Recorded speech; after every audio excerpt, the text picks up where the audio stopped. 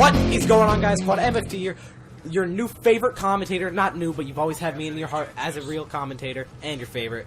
Bringing you your favorite dual commentary series with my... What? Yeah, hello? Oh, hey, are you recording in here? Oh, it's good to see you. Hello, son. Okay. And 3, 2, 1, bam. Yeah, that's not the best way to start off the gameplay. And you can tell in the beginning, I was lagging a little bit. Actually, I wasn't lagging. I was sending a text message.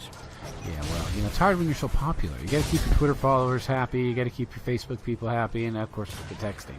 Yeah, that comes first. Now, second to family. But hey, you're 1-1 now. That's good. It's not a bad start. It's like my kind of start.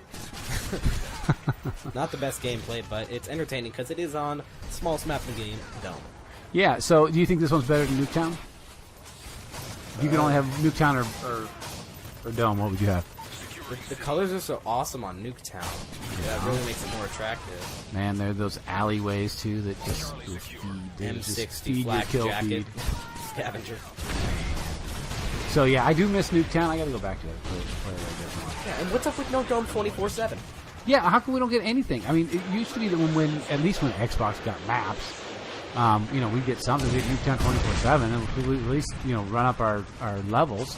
But no, we get nothing. Now Xbox, we just get like yay infected, and game mode work, and bring down my kill to death ratio. Yeah, and Xbox gives us gets maps, and we get the fingers. Man. I mean, we get nothing.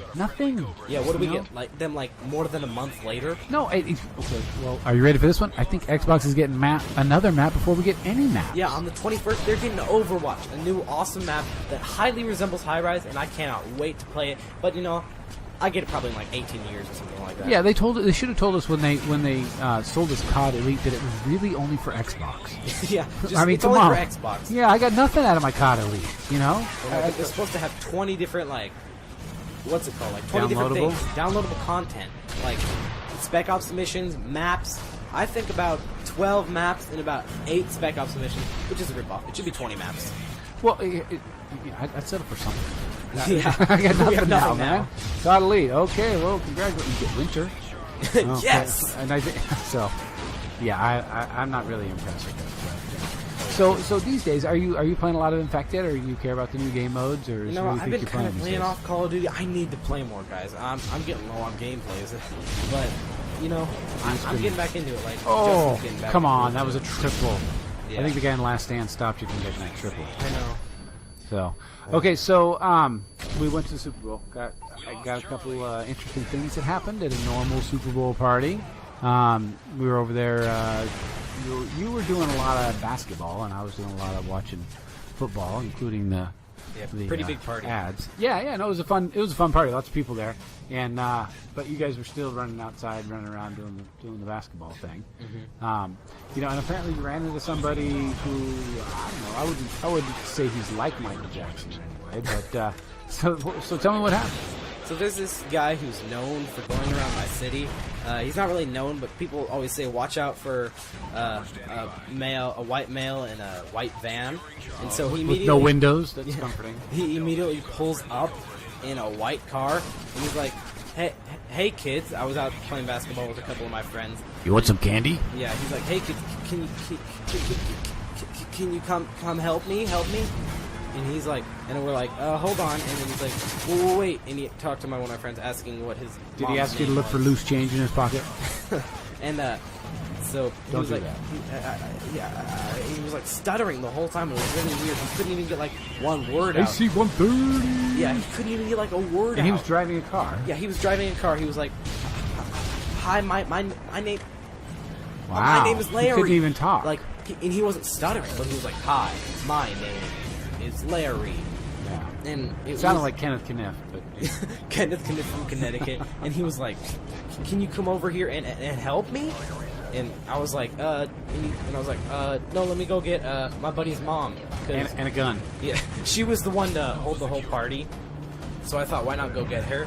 And not my dad, because she's tougher than my dad. I'm a better shot than she is. You're getting those steady aim. And so I go and get her. He's like, wait, no, don't go get her. And I was like, I'm alright, I'm gonna go get her. I got a puppy in my car. Yeah.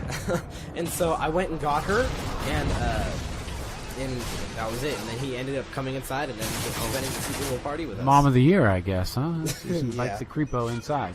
Yep. Yeah, you know, it was interesting. This was not in a bad neighborhood. This was just a normal, you know, suburbia type place. And earlier in the day, while I was out front with you, and we ran into.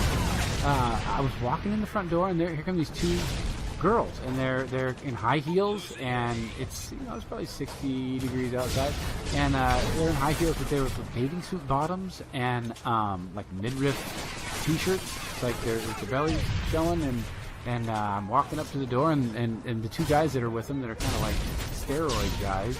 You can easily tell. Yeah, well, they were shorter men, but they were quite bulky. They looked uncomfortable.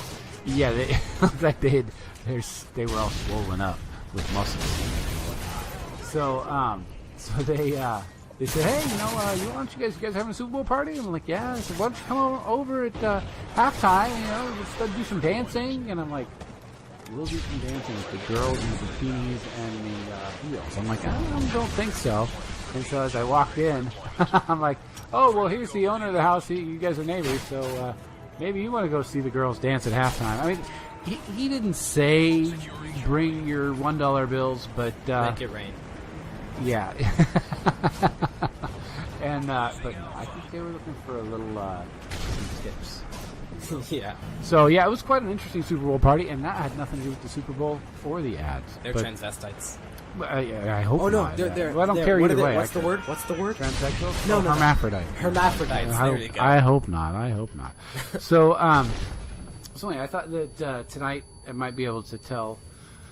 It's been on my mind a lot recently, and I didn't think that we should tell this story because it's the internet and anything can happen. But yeah, Caleb has convinced me that our 80-year-old lady neighbor does not listen to YouTube and will not find out about this story. So, with much trepidation, I'm going to tell you something that really kind of even makes you come off. Second AC-130. Jeez, you are tearing it up.